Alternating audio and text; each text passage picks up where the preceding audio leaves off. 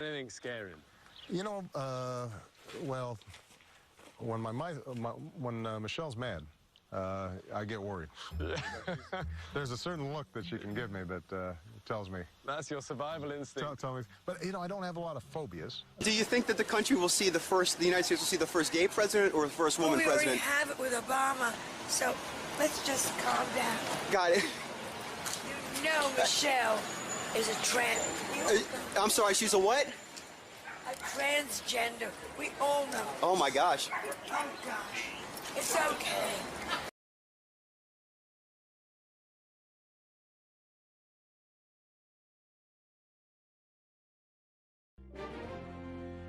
We're going to talk about healthy cooking with the First Lady, Michelle Obama. Michelle Obama, 400. Punch up your lasagna with layers of red and orange vegetables such as butternut squash, which helps eye health with this pigment. Is she sporting a drastically shorter do? She appeared on Jeopardy last night to pose questions to contestants, but all anyone could talk about was her hair, or lack of it. Michelle Obama is on Jeopardy, but her hair is not, says this tweet. Another calls her almost bald. It turns out that Michelle's hair was just pulled back. The lighting also accentuated the look. Her Jeopardy appearance was taped several weeks ago.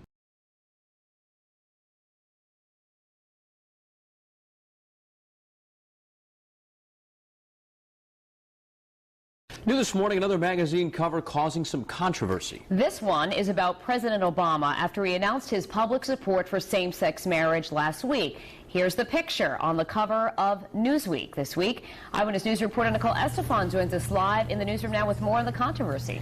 Good morning. Newsweek's latest cover set to hit stands in about a week, and no doubt it will spawn some conversation here. It declares Barack Obama as, quote, the first gay president. Obama's face is pictured looking skyward, complete with a rainbow halo. The accompanying article analyzes the president's backing of gay marriage. Now, Obama said Wednesday he supports gay marriage, reversing his position on a controversial social issue just 6 months before the November election.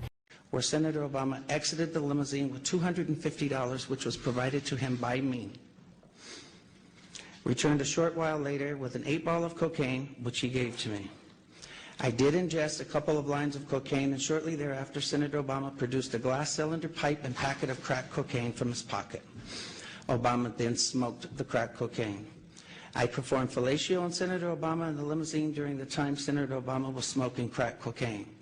After which I had the driver take me to my hotel, the Comfort Suites, Gurnee, Illinois. Barack Obama, Joe Biden, we know about Michelle Obama, that's a man. We know about Too Short. We know about Akon and Steven Tyler, and we can give those names all day, and everybody is so worried about that, but what you should be worried about is the people that are in between, the people that go as low as your grave diggers. I was trafficked to people within my schools.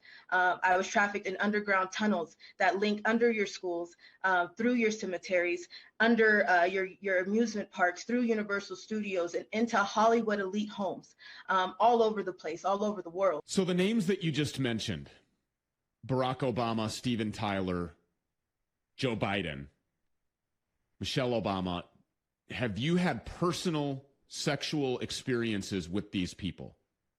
Yes. These people participated in sex abuse firsthand with you? Yes. Donald Young, not only was he the choir master, but a fourth grade school teacher. December the 3rd, a year ago, this month is the anniversary of his death. Just as the campaign got heated, Donald Young was found shot execution style with a bullet in the back of his head in his 69th Street apartment on the south side of Chicago. But two other homosexual men, and by the way, Donald Young was openly gay. Everybody knew he was a flamboyant gay. Everybody knew he was gay as they come. He put the gay in gay, Donald Young. Two other young men that were gay, also members of the Trinity United Church of Christ, were also killed within 60 days of each. 3 gay men, where Barack Hussein Obama went to church. And nobody knows who did it. I've just learned that the paddleboarder whose body was pulled from Great Pond on Martha's Vineyard near former President Obama's home was one of the Obama's employees. State police just identified the victim as 45-year-old Tafari Campbell. Campbell was reported last night. His body was found this morning. The former president and first lady were not at the residence at the time of the accident. The Obamas, though, have released a statement in which they say they met Campbell when he worked at the White House as a sous chef, and they asked him to stay with them when they left Washington. In a statement, they write, "In the years that follow, we got to know him as a warm, fun, extraordinarily kind person who made all of our lives a little brighter.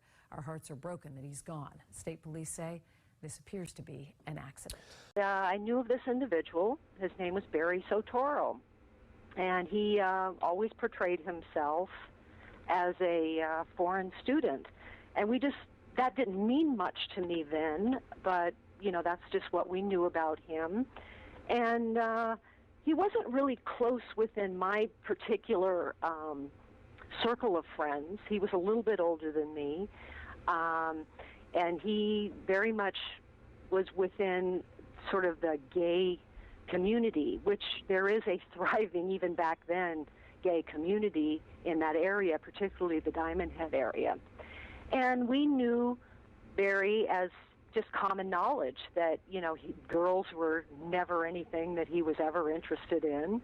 And, you know, as a young teenager, you know, as a young girl, I mean, it was clear to me that Barry was strictly into men.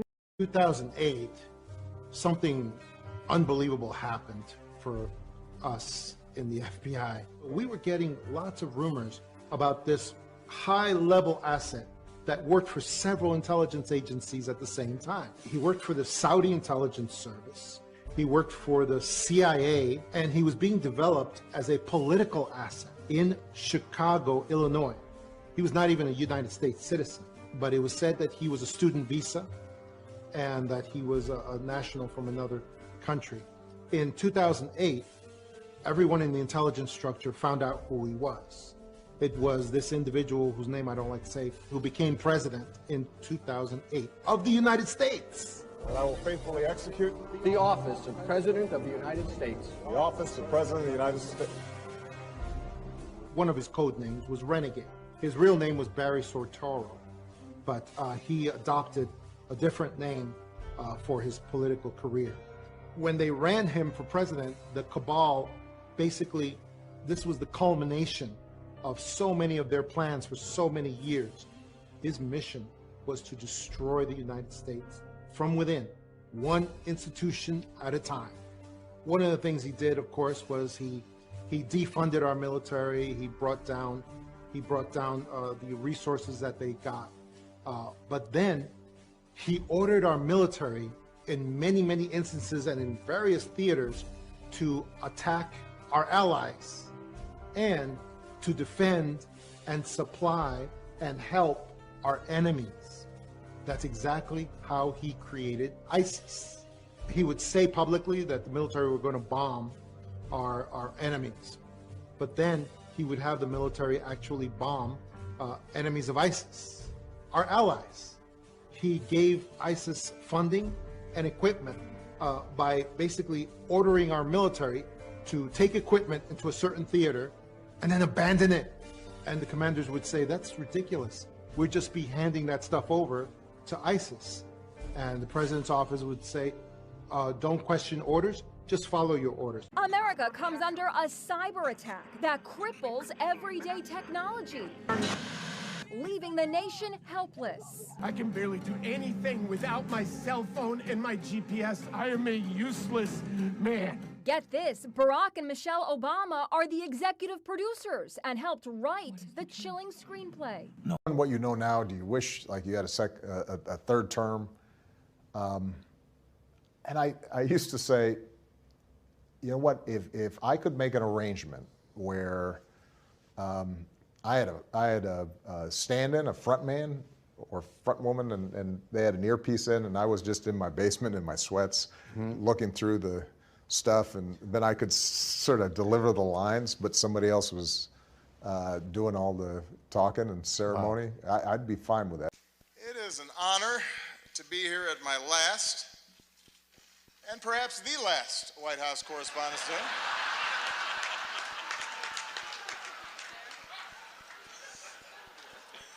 You all look great.